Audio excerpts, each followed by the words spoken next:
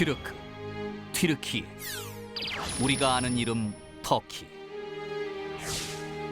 흑해와 지중해, 아시아와 유럽의 중간. 무수한 인종과 문명이 존재하는 나라. 중앙아시아의 최강자 돌궐. 유럽, 아시아, 아프리카를 주름잡았던 오스만 제국의 후예. 우리에겐 형제의 나라? 같은 나라, 같은 형제다 그러면서 우리를 아우 취급을 하더라고요.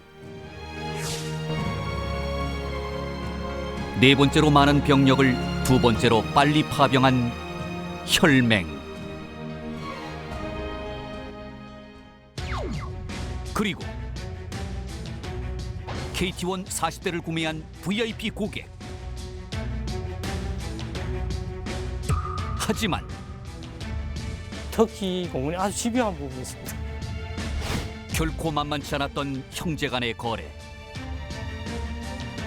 소위 갑질이라고 하는 부분도 있었고, 트집을 잡는 거예요. 생트집이죠. 게다가 그 레딩게 손잡이가 월급 불이 들어오게 돼 있거든요. 난리가 났죠. 예기치 못한 사고까지. 졸도를 하게 돼요. 아주 막막했죠. 과연 KT1은 터키 진출에서 무엇을 얻었나? 월드 베스트의 인류 국가다라는 것을 우리 국민들한테 큰 자긍심을 준 계기가 되었고, KT1 세계의 날개가 되어라. 터키 수출.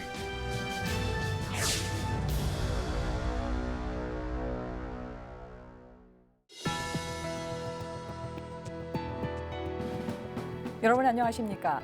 첨단 국가의 초석 방위 산업의 라미경입니다. 2001년 2월 한국 항공우주산업은 인도네시아 공군과 항공기 수출 계약을 체결합니다. 그렇게 세계 시장에 첫 발을 내디딘 KT1은요, 아시아를 넘어서 유럽, 남미, 그리고 아프리카까지 진출하면서 수출 전선에 승승장구하게 됩니다. 우리에겐 첫 국산 공군 항공기인 만큼 더욱 감개무량한 KT1의 수출 이야기. 지난 시간에 인도네시아에 이어 오늘은 터키로 날아가 볼 텐데요. 당시 KT1의 주역들 모셨습니다. 먼저 국방과학연구소에서 KT1 개발을 이끄셨던 이대열 박사 모셨습니다. 안녕하세요. 이대열입니다.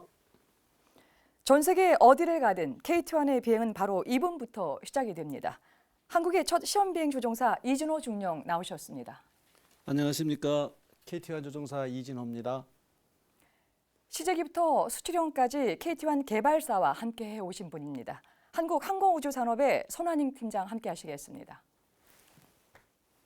반갑습니다. 손환익입니다. 마지막으로 신입사원 시절부터 KT1의 개발, 양산, 수출에 몸담아 오신 한국항공우주산업의 배도환 팀장님 모셨습니다. 반갑습니다. 배도환입니다. 귀한 시간 함께 해주셔서 고맙습니다. 배도환 팀장님, 네. 저희가 이제 지난 시간에 인도네시아에 KT1을 수출했던 이야기를 쭉 나눠봤습니다. 절충기호 카드를 적절히 활용해서 어떤 경쟁력을 좀 높이는 경우도 있었었고요.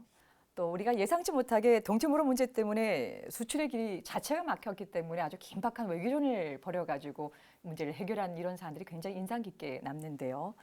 터키 수출도 결코 쉽지 않았을 것 같은 생각을 갖습니다. 그러니까 무엇보다도 당시에 선진 항공사들과의 어떤 치열한 경쟁들을 어떻게 뚫고 갔는지 궁금한데 대략적인 설명 부탁드리겠습니다. 네, 굉장히 치열했습니다. 그러나 우리가 처음에 시작할 때는 쉽게 생각을 했었습니다. 이유는 터키는 우리나라하고는 형제의 나라, 과거부터 그렇게 불려왔고, 또 6.25 때는 피를 나눈 나라 이렇게도 했기 때문에 당연히 우리 KT1을 사줄 거라 생각했는데, 제안서를 어느 날 딱 받아보니까 옵셋 기준이 우리가 생각하지 못했던 기준이 나왔습니다. 다른 나라하고 달리 터키는 50%가 넘는 그런 옵셋 요구가 있었고요. 또 산업협력으로도 20%가 넘는 것을 요구를 하게 되었죠. 이걸 받아보고는 굉장히 막막했습니다. KT1 인도네시아 수출할 때만 하더라도 비행기만 생산해서 수출하면 되었는데, 이제는 비행기 외에 옵셋이라는 것을 또 생각을 하게 되었으니까 우리는 사장님부터 우리 수출팀 전체가 아주 막막했죠. 그래서 처음에는 이 옵셋 해결을 위해서 우리나라 정부기관에 뛰어다니지 않고 설명하지 않은 곳이 없을 정도였습니다. 그런데 정말 운이 좋게도 그 당시에 우리나라 공군이 전자전 훈련 장비를 수입하려고 이제 생각을 하고 있었는데 방위사업청이 이스라엘제하고 터키제를 고려하고 있었습니다. 예. 그래서 이제 이게 기회다.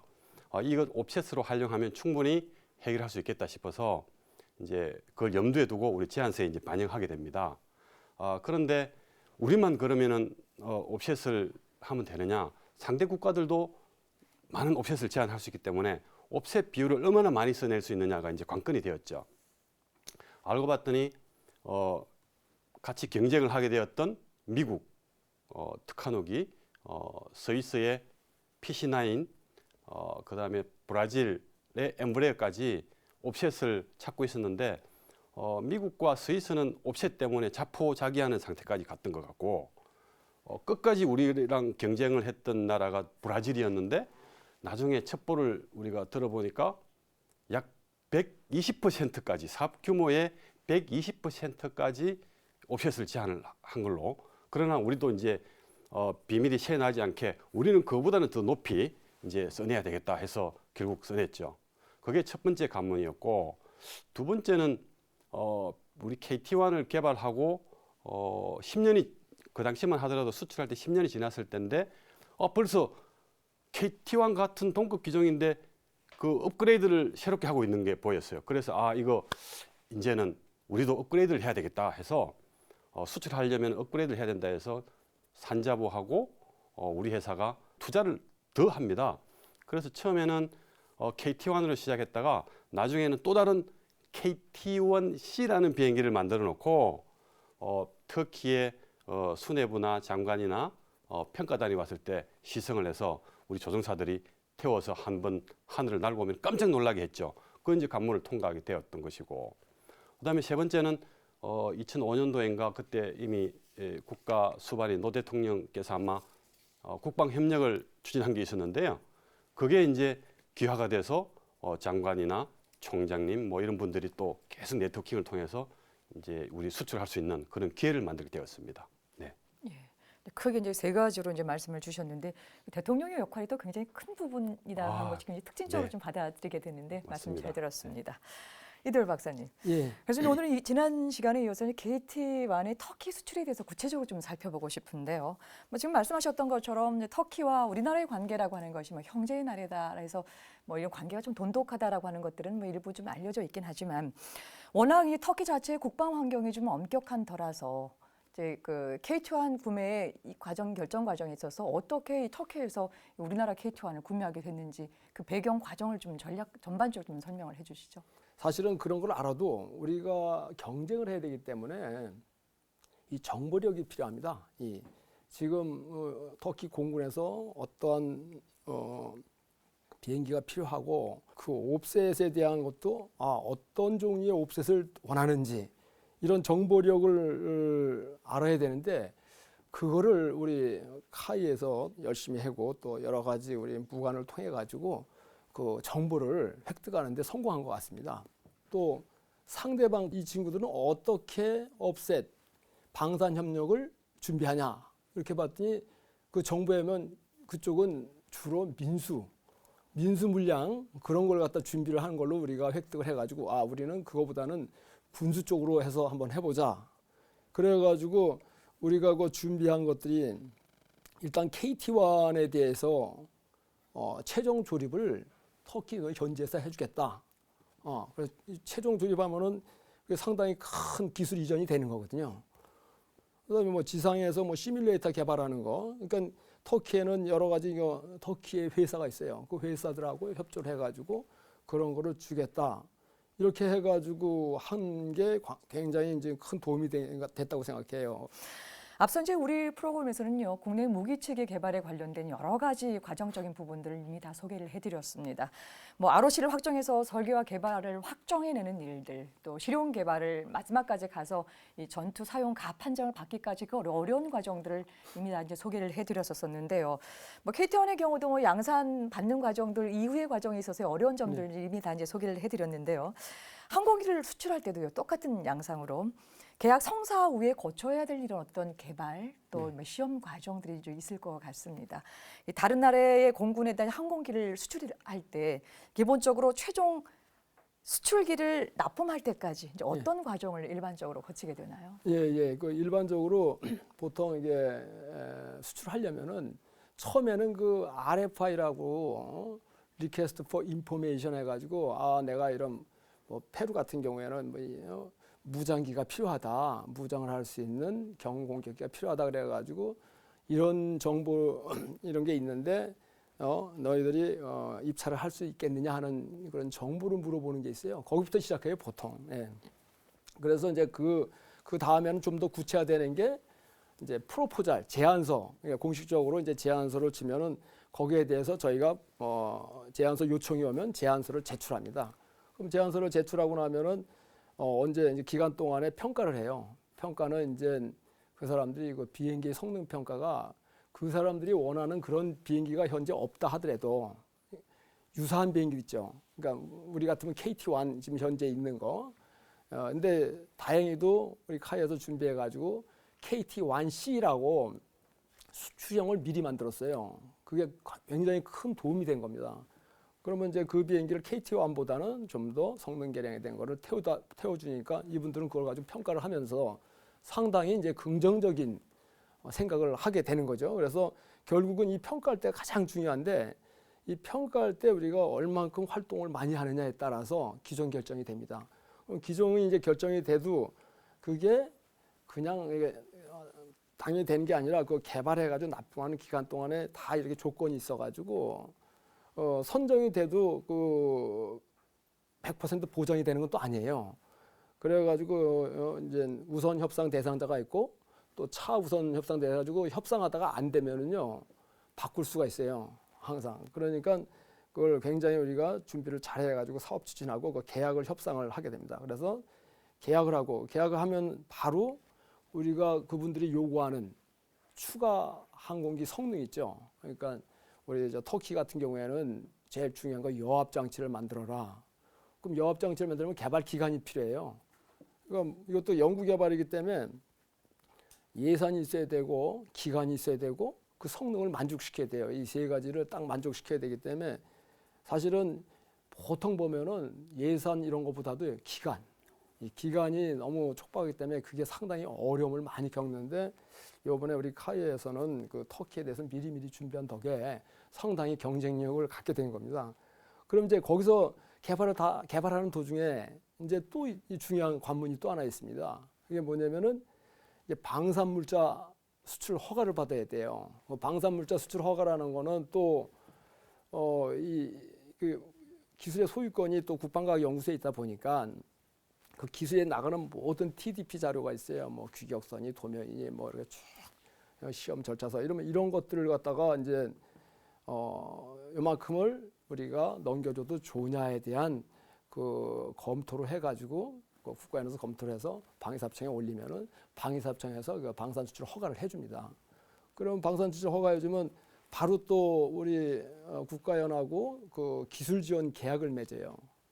기술 지원하고 또 기술 이전이라는 거는 기술을 터키에 가서 이전해 주는 거를 해도 좋다 하는 거를 갖다가 또 별도로 해줘야 되는 그런 절차가 있습니다. 그래서 그걸 기술 실시 계약이라고 그러는데 그래서 그거를 우리 카이하고 국가연하고 계약을 맺어가지고 개발은 그동안에 계속해서 초도 비행을 하고 납품을 하잖아요.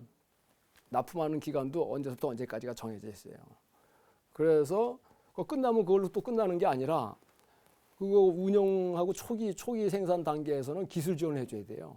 그건 이제 카이가 가서 그런 후속 기술 지원을 해주고 이러한 절차들이 쭉 있기 때문에 뭐 계약했다고 끝난 게 아니거든요. 이게 선정됐다고 끝나는 게 아니고 그러면서도 그 와중에 또 뭘 해야 되냐면요. 그 전부 다 이 항공기를 100% 국산화를 갖다가 우리가 하는 게 아니고 일부 품목은 사와야 되거든요. 그러면 일부 품목에 대해서 또 수출 허가를 받아야 돼요. 그게 소위 말하는 EL이라고 수출 허가를 다른 나라에서 미국이라든지 뭐 다른 나라에서 그 나라가 그거를 제3국에 수출하면 안 된다. 그러면 그 물건을 딴 걸로 교체를 하든지 그게 안 돼요. 그래서 그러한 것들을 하기 위해서 카이가 무지무지 고생을 했을 거예요. 그건 또 정책적이고 정치적인 상황도 다 고려돼서 하는 거기 때문에 그래서 그런 거를 풀어야 되고 상당히 이거 항공기 하나를 수출하는데 걸리는 절차가 우리가 영국 개발한 것만큼 복잡하고 어렵다고 좀 생각이 됩니다. 그걸 잘 극복해가지고 수출하게 된 거로 생각합니다. 예, 말씀 잘 들었습니다. 여러분께서는 지금 첨단 국가의 초석 방위 산업을 시청하고 계십니다. KT1의 터키 수출 추진 과정에서 터키가 가장 먼저 요구한 여압 장치. 과연 여압 장치란 무엇이며 항공기에서 어떤 역할을 할까? 쉽게 말해 여압 장치란 높은 고도를 비행하는 항공기 내부의 기압을 조절해주는 장치다.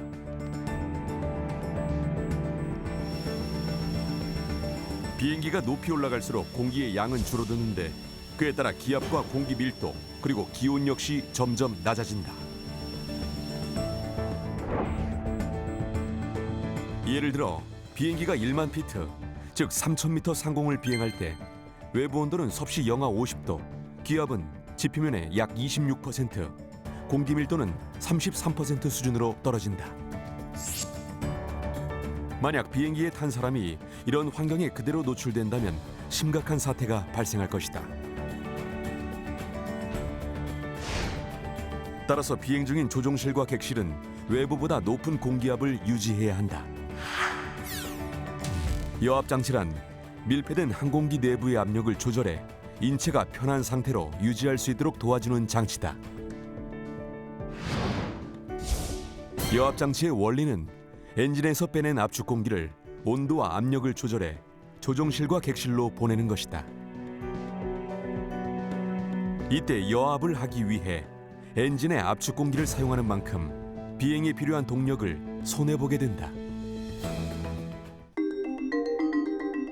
터키 수출용 KT1의 경우 이전에 없던 여압 장치를 새롭게 설치하며 캐노피까지 더 두껍게 수정했다.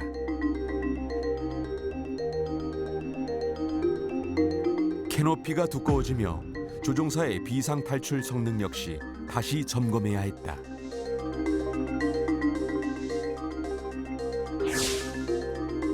이렇게 여압 장치 한 가지만 추가로 탑재해도 다양한 설계 변경이 필요해지는 것이며 이것이 곧 수요군의 요구에 맞춘 수출기 개발 과정이기도 하다. 첨단 국가의 초석 방위 산업. 오늘은 KT1의 터키 수출 이야기 나누고 있습니다. 손한익 팀장님, 예. 이제 그 터키 수출 과정을 이제 하나하나 좀 짚어서 좀 살펴봐야 할 것 같은데요. 그 인도네시아에 수출했던 KT1 모델이 KT1B이었었는데요. 바로 이제 그 다음에 수출 모델인 KT1C 모델이 이제 터키 모델인데 이 터키에서 그 정식으로 계약이 성립되기 이전부터 개발이 좀 들어갔다고 하는데 어떤 이유에서 이렇게 개발이 시작이 됐습니까? 예, 그 수출 모델인 KT1C 개발은 저희가 2003년도로 거슬러 올라가야 됩니다. 그 당시에 그 저희가 아까 말씀하신 그 RFI나 이런 것들이 받은 나라들이 터키나 영국, 뭐 싱가포르, 말레이시아, 뭐 아랍에미리트 이런 나라들이 얘기가 되고 있었는데 그런 나라들이 하는 항공기 사양들이 저희가 지금의 KT1, 현재 한국공군이 사용하는 KT1보다는 좀 더 고사양이었습니다. 그래서 한국공군에서 사용하는 KT1으로는 좀 경쟁이 안 되겠다고 판단이 돼가지고 한국연자 장비는 그 시기에 따라 계속 발전하고 있기 때문에 그 추가로 좀 업그레이드 해야 되겠다는 필요성이 있었고 또 일부 국가는 KT1을 사는 나라들은 일부 남미나 동남아에서 이 부분을 전투기 겸용으로 쓰는 나라들이 있습니다. 공격기로. 그래서 훈련기 및 그 공격기로 겸용하는 항공기를 만들어야 되겠다는 그런 요구가 있었고요. 그다음 사양의 고급화가 있는데 조종실에 이제 여압이 들어가고 그 산소 공급 장치도 자체 산소 발생 장치나 이런 부분들이 추가해야 되겠다는 생각을 했고 개발 및 설정을 위해서 수출 요구도를 이제 이게 검토를 해갖고 개발 형상을 수립했고요. 다음 이를 바탕으로 해가 이제 개발 계획을 실행을 하기 위해서는 개발 계획 수립하고 국가별로 마케팅 전략을 수립하고 또 이 수출하기 위해서는 어떤 전담 조직을 구성한 계기가 되었습니다. 이 계기로. 그러니까 개발 계획을 수립하고 나서 개발 착수를 하려고 하니까 이제 재원 개발비가 필요한데 개발비는 산자부의 항공우주부품기술개발사업이라는 그런 과제가 있습니다. 그 과제에서 지원을 받고 또 나머지는 저희 회사 자체 투자를 하게 됐습니다. 그리고 개발 과정에서는 아직 수출이 가시화되지 않은 상태에서는 많이 투입되고 몇 년이 흘러가면서 저희가 2003년도에 개발 시작했는데 2007년도에 저희가 터키 수출을 했습니다. 그 과정에서 수주가 되지 않고 이래서 일부 회사나 일부 부분은 좀 부정적으로 보는 부분도 있었습니다. 개발비를 많이 들여가지고 이거 안 되는지 않느냐 이런 게 했는데 아까 터키가 수주되면서 2007년도에 뭐 다른 일부 분들이 아주 성견지명이 있고 아주 이 효자다 이런 말씀 칭찬도 많이 들었습니다. 네, 지금 과정은 다시 다 잘 성사되고 나서 뒤로 역추적을 해서 보니까 이렇게 긍정적인 평가가 있었겠지만 그 당시에 인도네시아의 KT-1B를 수출하고 나서 그 세계 유수였던 경쟁사들과 경쟁하다 보니까 여러 가지가 부족한 것 같고 터키랑 직접적으로 계약이 성사되기 직전에 그거를 예산을 투자하고 기술적인 지원을 해야 되고 인력을 하는 이런 과정들이 또 상대적으로 좀 많이 좀 어려웠을 거라는 생각이 좀 드는데요. 근데 보통 이제 수출기는 사용군의 요구에 따라서 이제 이런 성능을 다시 개량시켜주는 일들을 이제 하게 되는데요. 게다가 이제 터키가 이 공군의 아까 안보 환경이 뭐 여러 가지 어려웠기 때문에 굉장히 꼼꼼하게 이런 부분들을 그 요구를 했어서 최종 납품일까지 아주 어려움이 많았다는 얘기를 좀 들었었거든요. 우선 이제 터키 측에서 K2-1을 이제 수입해 들어가면서 가장 중요하게 강력하게 요구했던 이 성능 개량은 어떤 부분이었는지 궁금하고요. 또 하나는 그렇게 수출하는 개발 과정 속에 있어서의 이제 잊을 수 없는 어려운 점이 좀 있었을 것 같은데 어떤 것이 있었을까요? 그럼 터키 사업에서 큰 뭐 여러 가지 어려움이 있었습니다. 상당히 인상적인 부분은 이 수주 단계에서부터 이 요구도하고 검증 이런 부분이 상당히 애를 먹고 또 많이 했는데 그 수주 단계에서도 저희가 수주를 하려고 RFI 받고 RFP 받으면서 저희가 제안서를 냅니다. 제안서를 내면서 저희는 당연히 수주를 하려고 모든 있는 없는 성능을 다 자료를 제시하고 이런데 터키에서 이 제안서를 받고 나서 어떤 자그마한 방에 넣어갖고 그냥 터키 저희 고객하고 저희가 협상팀하고 가서 라인 바이 라인으로 그냥 하나하나 다 검토를 합니다. 뭐 저희가 보기에는 이 정도는 항공하는 사람이면 당연히 받아들이는 요구도라고 생각하는데 그런 부분들을 하나하나 다 집어가면서 상당 기간 동안 하고 그래서 질문들이 많이 나오면은 그 저희가 한국에서 실시간으로 남아 있으면서 답변을 준비해서 그 현지 팀한테 보내고 이런 생각이 납니다. 그리고 이런 제안서 평가하고 이러 하면서 계약 단계를 가면서 요구도를 제가 설명한 자료를 모든 걸 그냥 그 계약서에 그 사양서로 바인딩 하려고 했습니다. 그런 게 그게 한 1000장 정도 됐습니다. 1000장 정도 된 거를 그다음에 이런 당연한 부분 중복되는 거 그럼 설득하고 설득해서 한 반으로 줄여서 들어갔는데 반으로 줄여서 한 요구도가 한 1800 아이템 정도 들어갔습니다. 그럼 이 요구도가 이제 그 개발하고 저희가 납품하면서 두고 이제 검증하는데 저희가 어려움이 있었습니다. 그러면서 개발할 때는 저희가 기본 설계 단계, 상세 설계 검토 단계에서 이런 1,800여 개 항목에 대해서 하나하나 또 개발의 진행 상황 이런 걸 검토를 받고 그 납품 단계에서는 저희가 기검토된 요구도라도 개발 과제 다시 또 다 리피트하게 됩니다. 이 터키 공군이 아주 집요한 부분이 있습니다.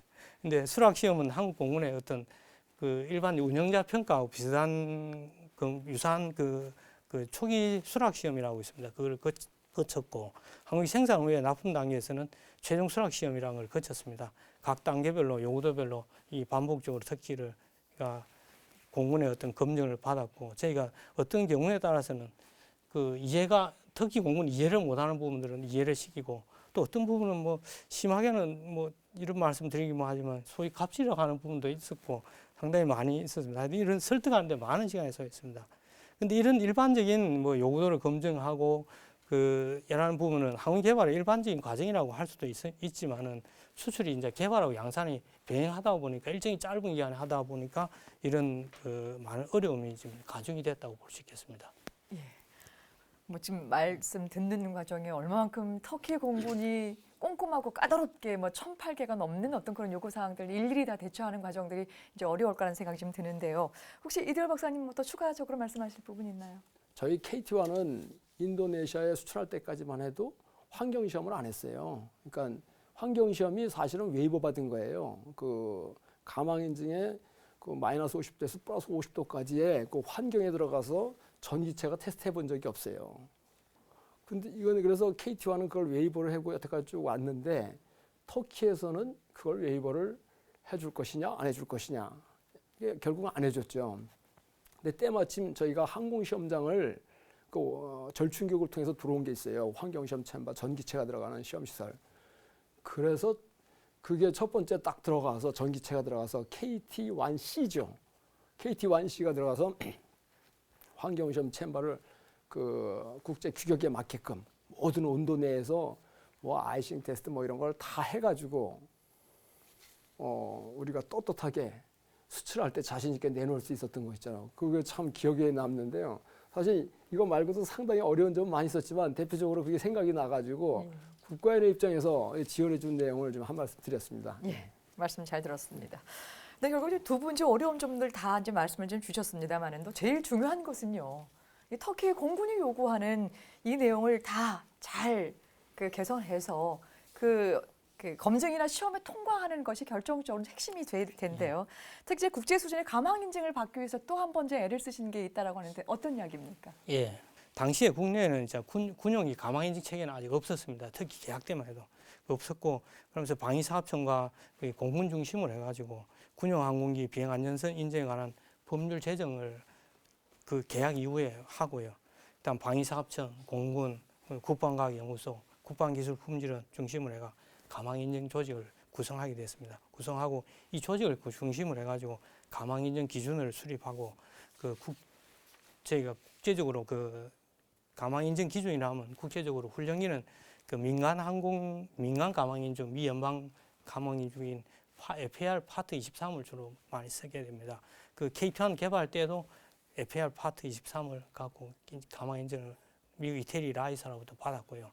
그러니까 저희가 그 FAR 파트 23에 그거는 요구도는 자꾸 늘어나고 있습니다만 그 당시에는 한 1,050여 개 항목을 갖고 그 개발 시 KT1 개발 시에 이태리 라이사로부터 받은 가망 인증 결과를 포함해서 검증을 다 새로 생긴 가망 당국에서 새로 다 검증을 다시 받았습니다. 받고 이제 이 가망 인증 받는 과정은 분과별로 하고 전체 검토회의를 하고 수차례 한 2년 동안 수행을 했습니다. 이 검토 과정에서 가망 인증 기관도 그 때로는 뭐 검토자 입장이고 어떤 일부는 그냥 개발자 입장처럼, 그러니까 왜 그러냐면 그 당시에도 뭐 모든 분들이 검토하는 분도 열정이 막 넘쳐났습니다. 넘쳐나고 서로 다 우리 수출의 큰 사업의 처음이다 보니까 많이 했고, 그래서 이제 저희가 검토하고 군용항공기 그 법률이 2009년도에 통과돼가지고 제정하고, 그러니까 저희가 검토하고 이런 거는 법률도 제정하기 전에 조직도 만들고 사전에 했었습니다. 그러니까 2009년도 12월 20일 날 역사적으로 저희가 군용항공기 그 형식 인증서 1호 인증서를 받았습니다. 군 가망당국으로부터. 그래서 저희가 큰 요구도 충족 중에 하나가 충족이 됐습니다. 그리고 이와 같이 이제 터키 가망은 계약 당시에 어떤 법률과 조직이 없는 상태에서 법률 조직하고 조직 구성하고 인증 기준도 수립하고 검토 등이 이루어진 사업이 되겠습니다. 그리고 그러므로 해가 대한민국 군 가망 체계의 어떤 초석이 되었다고 저는 말씀드릴 수 있습니다. 그리고 수출국가들은 현재 이제 수출국가들이 객관적인 항공기 설계 품질이나 운영성 확인을 위해서 그 국제 기준의 가망 인증 요구조를 요구하고 있고, 이제 지금 현재는 가망 인증 조직이 점차 자리를 잡아가면서 국내 소유 항공기나 수출 항공기 모두 엄격한 심사를 검증을 받고 있습니다. 예. 이제 국제적 수준의 가망 인증을 받기 위해서 여러 또 기관들이 협력한 사례를 또 마지막으로 말씀을 좀 주셨습니다. 잘 들었습니다. 여러분께서는 지금 첨단 국가의 초석 방위 산업을 시청하고 계십니다.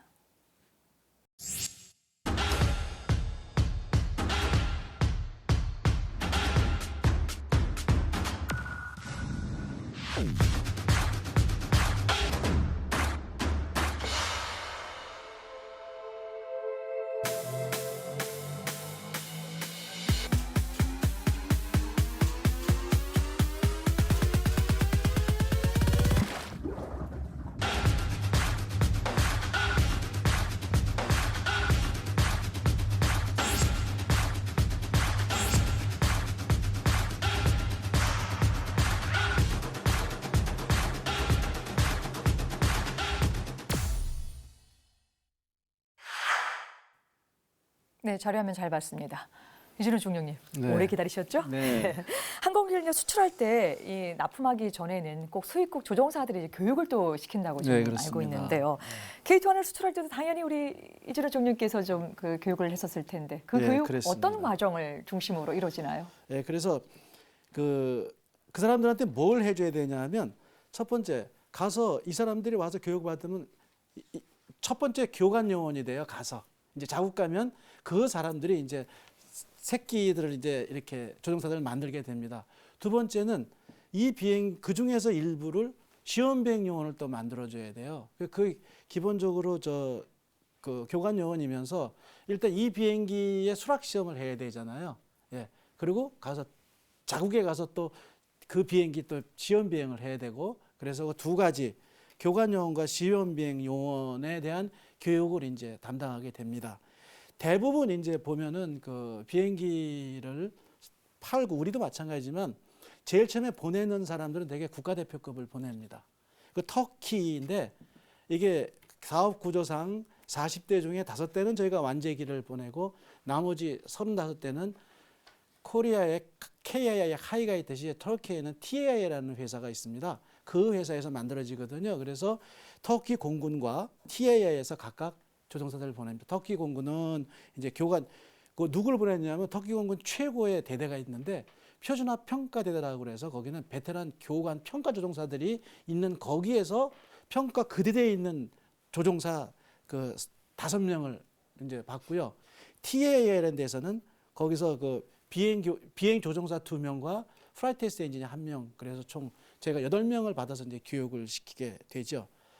그래서 이 조종사들에 대한 훈련은 지상 교육하고 이제 비행 훈련을 구분해서 놔두는데 대부분은 이제 지상 교육을 항공기 이제 시스템에 대해서 조종사들한테 설명을 하는 거죠. 엔지니어가 아니라 조종사들한테 이제 사용자 설명해 주는데 대개 우리나라는 뭐 1주 많으면 2주 정도 해요. 근데 외국이고 저도 처음이니까 그 3주를 계획을 했는데 실제는 4주 동안 진행이 됐고요. 비행도 대략 6주 정도 그래서 총 8주 정도로 계획했는데 비행도 실제로 8주가 걸려서 원래 계획은 8주로 계획했다 12주 동안 이 교육을 시키게 됩니다. 이제 특히 이제 그 비행 교육할 때는 어떤 비행기로 교육을 시키나가 중요한데요. 양산기 그러니까 지금까지 우리 KT-1C를 얘기했는데요. 터키 버전에 대한 그 데지그네이트 그 이름은 KT-1T입니다. 그래서 KT-1T 또는 대등한 걸로 그래서 그쪽 군에서 대등하다고 인정을 해줘야 되거든요. 그래서 아까 말씀드린 KT-1C가 아까 우리 손 팀장님의 손을 거치면서 그게 KT-1T로 변경이 됩니다. 그래서 그 사람들 사업관리요원이 오케이 이 비행기는 양산될 비행기하고 똑같다라는 걸 인정을 받고 그 비행기로 이제 조종사들의 교육을 시키게 되죠. 그 훈련 과정은 3단계로 나눠요. 첫 번째 이제 이 8명에 대해서 우선은 오면 전환 훈련을 시킵니다. 그거는 KT-1 조종사를 일단 만들어야 되지 않습니까? 전방석에서 혼자서 운영할 수 있는 능력. 두 번째는 그걸 가지고 다른 사람을 교육시켜야 돼서 교관 훈련을 시켜야 돼요. 주로 교관은 후방석에서 이제 전 과정을 스스로 할 수 있어야 되고 그 중에 일부 아까 말한 시험 비행 조종사 요원은 그 중에서 시험 비행에 관한 절차를 교육을 하게 됩니다. 근데 단 이제 그리 해가지고 아까 말씀드렸듯이 12개월 만에 이제 훈련을 다 종료를 시켜주죠. 굉장히 바쁘게 이제 돌아갔는데 우리나라에서 외국인들이 이 사람들 교육은 이제 일단 우리나라에서 사천에서 시켰는데요. 이 사람들이 오면 이제 제한되는 게 있어요. 외국인들은 아무리 대통령이 오셔도 그 솔로 비행은 안 시킵니다. 그래서 반드시 동승 비행만 시키죠. 그러니까 저랑 같이 항상 같이 타서 하고 그다음에 이제 나중에 터키는 이제 훈련 기반이 되지만 나중 가면 이제 무장기 같이 팔 경우에는 무장 훈련을 시켜줘야 되는데 무장 발사 훈련은 또 우리나라에서 못합니다. 외국인이 와가지고 무장 발사는 또 못하게 합니다. 그래서 그런 부분들의 제한이 있습니다. 그래서 그 저한테 맡겨준 그런 그 교육 부분이 아주 성공적으로 그 완성이 됐거든요. 근데 그게 이제 흔적이 있어요. 아까 다른 분들은 국가연이나 우리 개발이나 영업이나 굉장히 거의 적대시하면서 했는데 저희 조종사들은 그렇지 않습니다. 조종사들은 같이 우리 에어맨십해서 어느 나라 가나 특히나 터키는 또 그 나라 말로 피를 나는 형제, 그래서 칸카르데시라고 하는데 역사적으로나 그래서 굉장히 친한 상태고요. 그 조종사들은 이제 우리들이 끝나고 나면 이제 조종사의 혼을 나눈다는 상호복이 있어요. 그래서 제가 지금 오늘 여기 이게 이제 조종사 되면은 마오라입니다. 그래서 요거는 빨간 마오라 들으셨죠? 예. 요건 우리 한국 이제 군용 군 조종사들의 표징이고요. 여기 있는 이 노란색은 요거는 지금 여기 보면 터키 공군 색이고요. 이제 나중에 있을 요 까만 색은 요거는 페루 공군 조종사, 여기 보면 자기 이름이 적혀 있습니다. 여기 스페인어인가요? 이에나라고, 영어로는 하이에나죠. 그래서 자기 이름 이렇게 해서 서로 상호 이제 교환하는 그런 거를 하게 됩니다. 그래서 저는 그 외국에서 오는 그 사용자 초도 요원들에서 비행 교육을 시켰지만 아주 즐거운 마음으로 아주 성공적으로 적극적으로 그렇게 시켰었습니다. 네. 예. 또 개발자와 업체와는 또 다른 입장에서 조종사 교육을 시키는 부분들은 또 네. 굉장히 또 절친한 친밀감도 약간 좀 느껴지는데요. 근데 이준용님, 사천에서는 우리가 만든 이 그 항공기 성능을 점검하는 시험 비행사의 역할을 좀 했지만 터키에 가서는 그 항공기를 수출하는 입장이 돼서 조금 다른 입장으로 이제 들어가게 될 텐데요. 조종사를 포함해서 터키 공군 관계자는 모두 우리의 고객인 셈인데 가셔서 이 조종사들 교육하고 훈련할 때 좀 미묘한 좀 감정이 있었을 것 같기도 하고요. 네. 또 그런 것들 때문에 혹시 난처한 사례는 없었나 궁금합니다. 소위 말해서 이제 갑질이라고 느껴지는데 그 다른 분들보다 우리 조종사들은 제가 그 사람들 다 교육시킨 대사부잖아요. 예. 그런데 거기 가놓고 나니까 그냥 의리예요. 그리고 이제 거기 가서 이제 여러 우리 그 납품하는 요원들이 심지어는 뭐 맥시멈 최대 30명까지 거기 터키 현지에 상주를 했었는데 조종사에 관해서는 이제 제가 조종사니까 제가 관리를 하죠. 그런데 이 조종사들이 위치가 앙카라가 아니라 저기 그 서쪽에 있는 지중해 연안에 있는 이즈미르라는 도시에 거기 이제 훈련 비행단이 있어서 거기에 상주를 하기 때문에 주말에 갔다가 매주 또는 휴일 후에는 이제 앙카라로 돌아오게 되는데 그 비행기가 아침 7시 20분에 앙카라 공항에 도착을 합니다. 그러면 제가 이제 거기 앙카라라는 데가 낯선 데임에도 불구하고 제가 차를 몰고 가서 이 조종사분들을 데려다가 그 국방회관까지 모셔서 옷을 갈아입혀서 아침 먹여서 출근을 시키고 그다음에 우리 훈련 받는 동안은 매일 아침에 끝나고서 퇴근 이렇게 이제 시키는 그런 일을 이제 하게 됐어요. 그런 거는 뭐 어쨌든 뭐 더 친해질 수 있는 기회니까 몇 호기인가 지금 정확한 기억은 지금 안 나는데 이제 나머지 6호기부터는 TAI에서 총대를 했다 그랬잖아요. 그래서 저는 돌아오고 나서 TAI 조종사와 플라이트 엔지니어가 끼리 이제 비행을 합니다. 시험 비행 항목 중에 저희들 배면 비행에서 시험하는 거 있다 그랬잖아요. 연료라든가 뭐 안에 뭐 이상한 거 있나 보는 건데 배면 비행을 하는데 후방석 이젝션 시트가 그냥 떨어져 나가 버렸습니다. 공중에서. 그러니까 그 원인은 뭐냐 하면 그 작업 절차를 잘 안 지켜가지고 브라켓을 이렇게 뒤집어서 달아서 이걸 이젝션 시트를 쭉 락킹하면서 걔가 그 홀에 딱 마칭이 돼서 딱 들어가야 락킹이 되는데 얘가 이제 뒤집어져 있으니까 얘가 거의 걸린 거예요. 그러니까 이젝션 시트가 이렇게 레일로 가서 얹어만 놨지 지금 락킹이 안 된 거죠. 잠기지가 않은 겁니다. 그러니까 배면을 하니까 이젝션 시트가 그냥 흘러내리면서 후방석 캐노피를 깨고 이젝션 시트가 날아갔어요. 문제는 그 다음부터죠. 전방석 조종사는 후방적 조종사가 떨어져 나간 걸 몰랐습니다. 자기 앞에서 하느라고. 그 뒷조종사를 부르니까 아무 소리도 없어서 백미러를 보니까 뭔가 이상한 거예요. 아무것도 없고. 자, 그 다음에 이제 바깥에 나가서 그것도 마찬가지 천운이라고는 얘기를 하는데 이 조종사가 뭐가 바람이 샥 스치는 거 보면서 이렇게 보니까 자기가 공중에 떠 있더래요. 그런데 아직 이게 사출이 되면 조종석과 조종사가 자동적으로 분리가 씬맨 세퍼레이트가 되는데요. 이게 지금 그냥 흘러내린 거잖아요. 그냥 의자가 물에 빠진 겁니다. 이렇게 뒤집어져 가지고. 그러니까 지금 이게 붙어 있어요. 이거 붙어 있으면 그때부터는 중력 가속도로 이 무게로 조종사 달고서 그냥 내려오는 거죠. 그냥 떨어지면 그건 뭐 계란 떨어지는 거랑 똑같죠. 그 조종사가 그러면서 갑자기 미스터리의 목소리가 들리더래요. 한국에서 교육할 때 저는 비행하기 전에 반드시 조종석에 가가지고 이머전시 관련된 거는 모션 스타트 아니면 손까지 잡아가지고 하면서 이렇게 알려주거든요. 여기야. 이때는 눈에 안 보이는 거야. 너 해야 돼. 근데 시먼스 에펠레테를 하는 MOR이라는 레버가 요 오른쪽 여기 달려 있습니다. 근데 여기 안쪽에 있어서 첫 번째 손을 뻗어서 잡은 다음에 따라와 갖고 걸리면 잡은 다음에 그대로 끌어올려라. 미스터리 목소리가 들려서 그대로 했대요.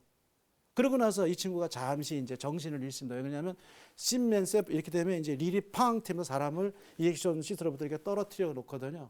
그리고 하면서 나중에 이제 파라슈트가 나오면서 이 충격에 이게 사람이 잠깐 졸도를 하게 돼요. 그리고 정신 차릴 때는 편안하게 지금 낙하산이 펴져서 땅으로 내려가는 것을 느끼고, 예, 그러고 나서 다 살았다고. 그러고 나서 또 전화가 왔어요. Thank you, Mystery. You saved my life. 예. 그래서 아까 지금 우리가 교육을 어떻게 시켰느냐, 우리 사용자들에서 어떤 마음을 가지고 했느냐 할 때 우리가 얼마나 충실하게 우리의 임무에 임했느냐 하는 걸 인증해주는 사례입니다. 이것 또한 대한민국 만세입니다.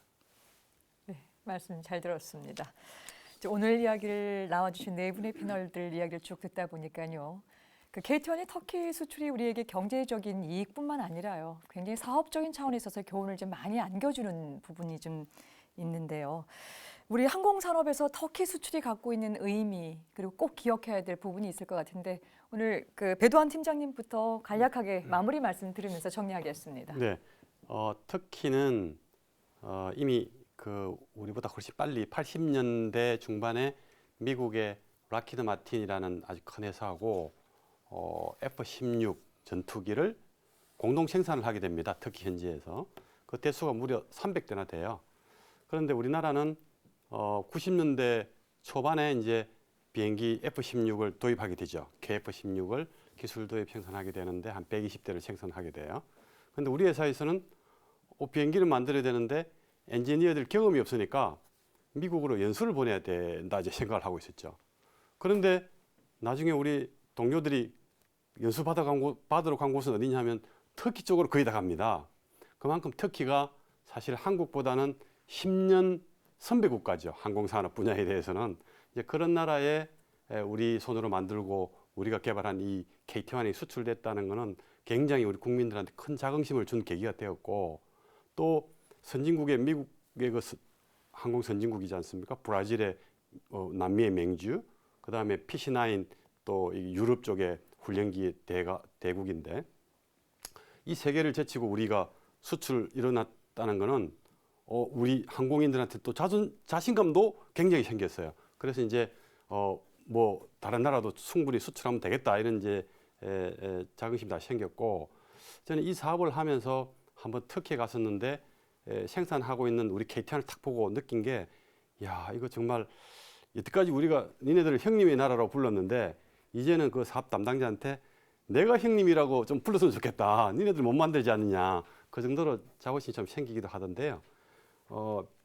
이제 수출할 때 여러 가지 과정들도 있고 힘든 것도 많았는데 미리 우리가 이제 그 KT1이 아닌 또 다른 KT1C를 만들어서 미리 만드는 게 큰 주요했는데 개발할 때 우리 국가인이 개발할 때 우리 공군만 이제 우리는 열심히 보고 개발했지만 앞으로 개발하는 모든 무기는 수출을 좀 염두에 두고 개발 그 ROC의 확장성을 좀 열어놓는다면 기업들이 더 수출하기가 좀 좋을 거라는 생각이 들었고 이 항공기만 수출하는 게 아니라 이 항공기는 최첨단 무기이긴 하지만 따라가는 게 많지 않습니까? 절충교역, 산업협력 많이 있는데 카이가 우리 회사가 할 수 있는 부분은 비행기는 잘 만들 수 있지만 다른 부분은 하는데 한계가 있더라는 거죠.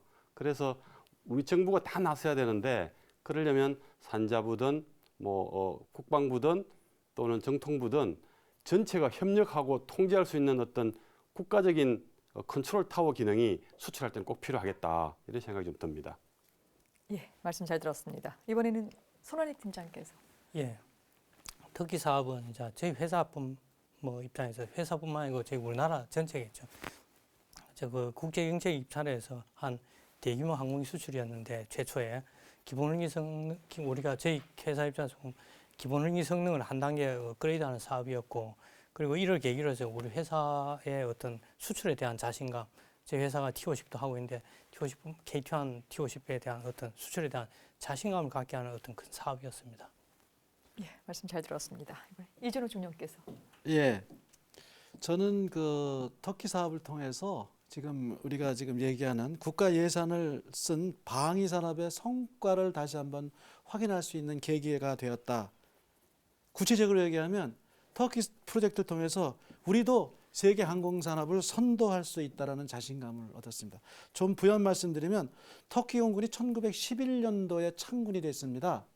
그래서 저희가 간 2011년도는 그 공군의 100주년 날이에요. 아주 그래서 그 창군 100주년 행사를 아주 대대적으로 크게 합니다. 유럽에 있는 모든 국가들 막 갖다 놓고. 그리고 걔들한테는 꿈이 있었어요. 우리 창군 공군 창군 100주년 때는 우리 손으로 만든 비행기를 날리리라. 그래서 그 프로젝트 이름이 후르쿠시입니다. 후르쿠시는요, 그 터키 공군의 영웅입니다. 그러니까 그 영웅의 이름을 본뜬 걸로 해서 그날 날리고 싶다. 근데 저희가 이제 그때 갔을 2000년도, 2010년도, 11년도 그때가 걔네가 이미 설계 과정을 많이 들으셨죠. CDR을 마친 지 3년이 된 주기였었어요. 근데 지금 시제기 생산을 중단한 상태입니다. 뭐 맞는 게 없어요. 안 돼요, 잘. 그 저희들은 CDR이 끝나면 설계 끝나서 CDR이 끝나면 이미 이제 스트레이트 포워드로 그냥 쫙 생산을 들어가서 이제 비행기가 나와서 빨리 시험해야 되거든요. 근데 CDR 마친 지 3년 된 그때 제가 이제 가서 우리의 방사청에 해당하는 SSM의 국장, 항공 국장하고 이제 식사할 자리에서 그 사람한테 직접 들은 얘기가 한국이다. 롤 모델이.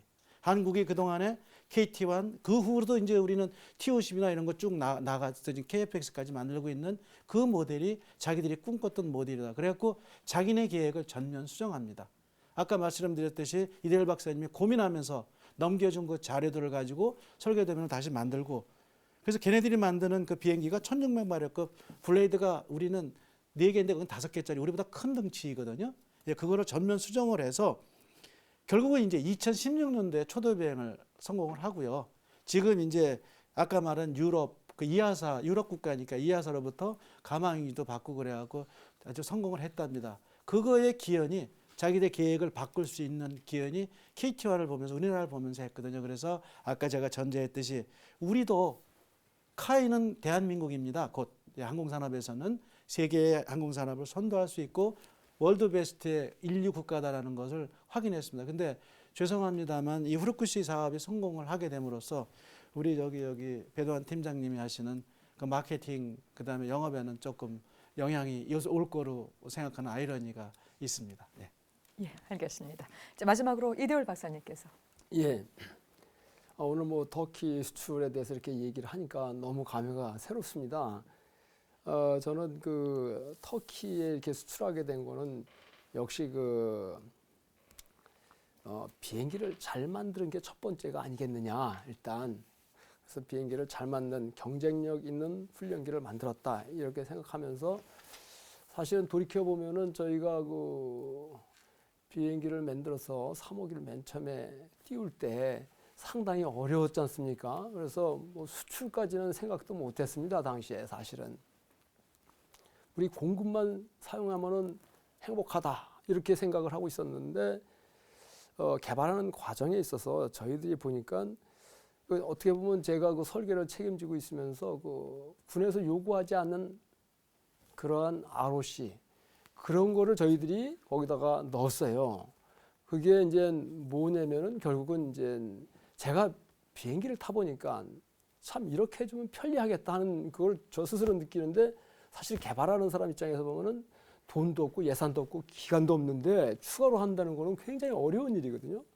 그렇지만은 이거는 꼭 해야 되겠다 하고 책임지고 했던 그러한 사항들 그런 것들이 그러니까 주로 그러니까 자동 라다 트림이라는 거 있죠. 그런 거라든지 사실 배면 스핀을 갖다 할 수 있다는 거는 그거는 ROC 없어요. 그거는 근데 배면 스핀을 할 수 있도록 우리가 할 수 있는 항공기 성능을 만들었다든지 비상 탈출 능력도 뭐 고도가 제로, 속도가 제로일 때도 이렇게 안전하게 할 수 있다는 그러한 거, 이런 능력들 있잖아요. 이런 것들. 그리고 특히 그 정비성을 비롯해서 후속 분수 지원, 이 아주 운영하기 편리하게 만드는 거, 이 군으로부터 상당히 어려움을 개발할 때는 얻었지만 그게 결국은 우리한테 수출할 수 있는 그러한 경쟁력 있는 훈련기가 되지 않았느냐.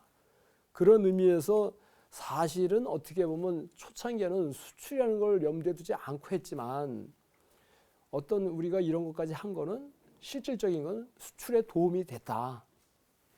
그래서 이제 제가 말씀드리는 앞으로 이런 걸 이제 우리가 반면교사로 삼아가지고 설계를 할 때 맞춤형 설계를 해야 되겠다. 맞춤형 설계. 맞춤형 설계는 우리 공군이 원하는 것도 있지만은 또 우리가 수출하려면 다른 나라 공군들이 원하는 그런 거를 빠른 시간 내에 우리가 개발을 해가지고 넣을 수 있도록 그런 걸 염두에 두어서 설계를 하려면 그게 일종의 모듈형 해가지고 이렇게 설계를 해서 이렇게 갈아 끼우는 그러한 어떤 퍼포먼스를 가질 수 있도록 만드는 게 이제 최근의 그러한 추세거든요. 그래서 맞춤형 설계를 해가지고 해야 되지 않겠느냐. 그래서 저희가 KFX 할 때는 사실 그런 걸 굉장히 염두를 뒀어요.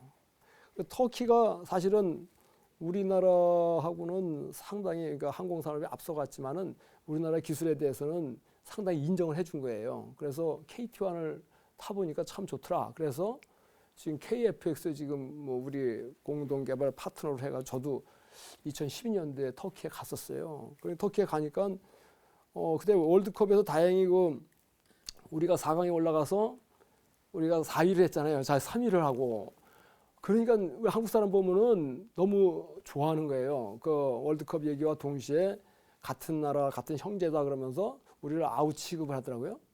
근데 그게 우리 마케팅 하는 데는 큰 도움이 된 거예요. 사실은 굉장히 친절한 거. 그래서 우리가 그런 마케팅 능력 그것도 맞춤형으로 해야 되겠다. 각 나라에 따라서. 그래서 앞으로는 우리가 항공기를 설계할 때는 이제 경험도 이만큼 축적됐기 때문에 앞으로는 설계도 맞춤형, 마케팅도 맞춤형 이렇게 해가지고 우리가 수출을 앞으로 계속 해나갔으면 좋을 것 같습니다. 네. 오늘 KT1의 터키 수출에 대한 네 분의 말씀 고맙습니다. 첨단 국가의 조석 방위산업 오늘 순서는 여기서 마무리하겠습니다. 시청해 주셔서 고맙습니다.